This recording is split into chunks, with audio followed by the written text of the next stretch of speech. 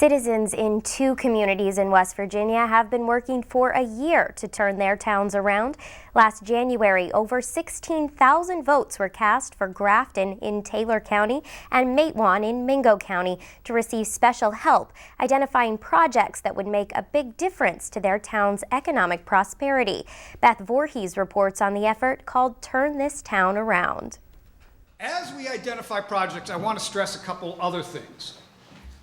Sometimes it's really easy to think about a project and think of it in this way. You know what they ought to do? That's not the kind of project we want to hear about. What we want to hear is, you know what I think I would like to do? This isn't about you identifying what somebody else in Matewan should be doing for the community. It's about saying, this is a project I believe in and this is something I'd invest in. Kent Spellman is firing up the crowd at a Turn This Town Around meeting in Matewan. He's the executive director of the West Virginia Community Development Hub. Based in Fairmont, it's a group that looks at community needs and opportunities. In his work, Spellman saw too many towns on the brink of collapse. These communities, many of them, are at a tipping point where they're going to have to really change the way they're approaching their community, or they're going to die on the vine. And so she came up with the idea of a feature in West Virginia Focus called Turn This Town Around. And it's all about how we could work with communities to revitalize them and to start turning communities around across West Virginia. Back at the organizational meeting in Matewan, Spellman does not mince words about the need for individual involvement to turn that town around. You got to throw yourself into it. You got to believe in it. You got to say you believe in it. You got to tell your neighbors you believe in it, because the it is you.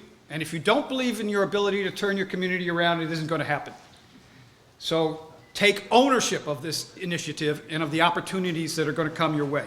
But Spellman is not alone in promoting this effort.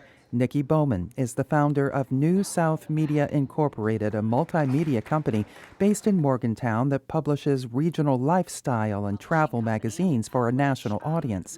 She, too, saw too many communities withering and now works with Spellman to promote the idea of taking these small towns and giving them the resources to rebuild.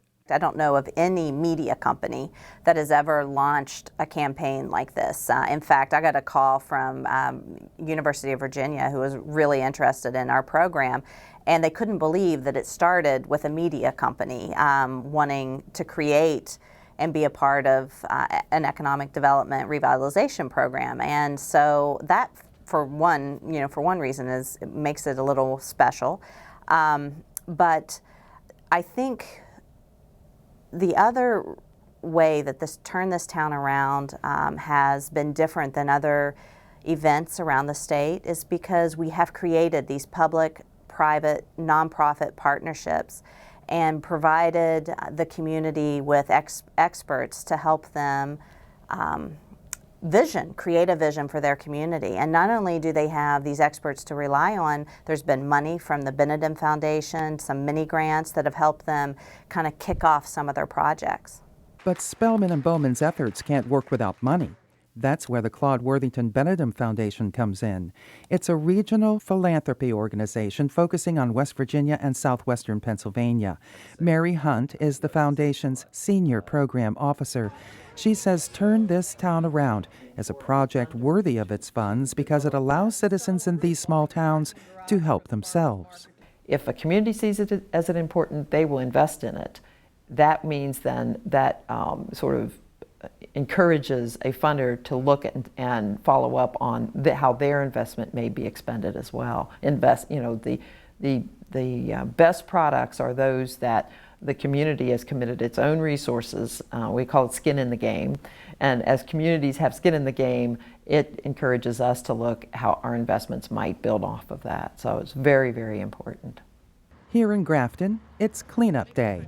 Graftonians have come together to sweep up and plant flowers to make their town more attractive. We've been trying to do this ourselves for quite a while, and I was always interested in that.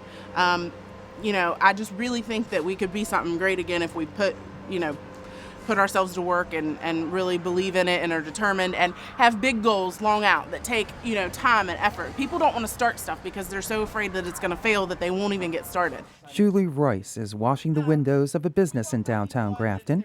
She welcomes the resources that Turn This Town Around has brought.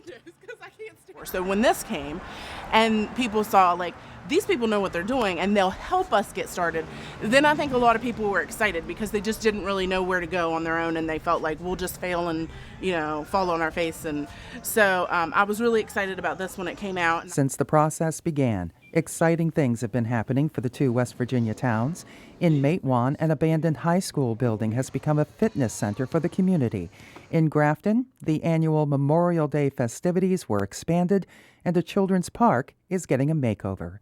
And they're not done yet. Citizens of these small towns still have big plans in the works. For West Virginia Public Broadcasting, I'm Beth Voorhees. And two representatives from the communities that turn their towns around join us. Dave Hatfield is from Matewan and Kevin Stead is from Grafton. Gentlemen, thank you both for joining us. Thank you. Let's start in Grafton. What changes have you seen in your community? Well, big change is the community involvement, the community engagement. People are coming forth, wanting to be involved, wanting to try to turn their town around, wanting to do positive things, get involved in not only local government, but as of today, the state government. They came to Charleston, they got involved, asking for projects, asking for funds, trying to get the state involved in some of the ideas that's coming forth in Grafton. Dave, we saw Kent in Matewan at one of the meetings trying to psych up the crowd, get them involved. Did you see that at work in your community? Have you seen improvements? Yes, this program was really great with motivation, and it helped us realize that we have capabilities that we didn't know we had. And it helped us empower us to the point to where, we believe now, and we believe in the process, and we believe that we can make a difference in our towns. Dave, was it difficult to get the citizens of your town to believe that they could make a difference? I believe so, to a certain extent. It didn't take long. We still have some doubters, of course. You're going to have that anywhere. But most of the people in town have bought into it, and we're willing to put it all in. Kevin, the same question. Was it difficult for you all to get the citizens of Grafton involved and excited about this program? Well, any project like this, you have some people just naturally step forward, natural leaders, and want to get involved in the community, whatever it may be in a project. And then you have some of them that step on the sideline and want to see what is actually going to happen before they get involved. Like Dave said, you have naysayers, you have people that are negative against any type of project like this. What is different this time than other ideas that's come forth? But we had a good community come forth that willing to get involved and be engaged. The next two communities, Whitesville in Boone County and Ripley in Jackson County, they're starting this effort. They're just getting it underway. Dave, do you have any advice for those communities? Keep an open mind. Don't fear trying new things. And try to think of what your community has. What is the one asset that you have that you can key on that is doable? Kevin, how can they be successful? Stay positive. Stay positive, become engaged, work with community leaders, find the critical stakeholders in the community, whatever it be, a banking or a business owner or a retired individual that recently moved back. They all bring something to the table, and you have to listen to all those ideas and don't be judgmental. Kevin, this isn't a state-funded program. It doesn't get state dollars, but what would you say to the governor or to lawmakers to encourage this program to continue? Funding would be excellent. Once Grafton and Matewan received some funding through the Bowman Foundation, more people became involved. They actually saw that projects were going to happen. They could see some things that were going to be completed.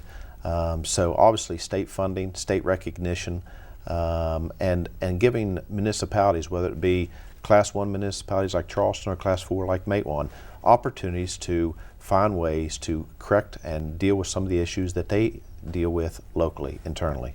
Kevin Stead from Grafton, Dave Hatfield from Matewan. You all made a big difference in turning your town around, I'm sure. Thank you for being with us and sharing that.